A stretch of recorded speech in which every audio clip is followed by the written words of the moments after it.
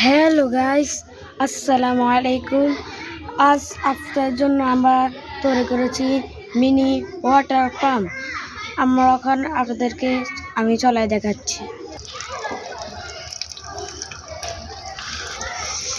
দেখেন,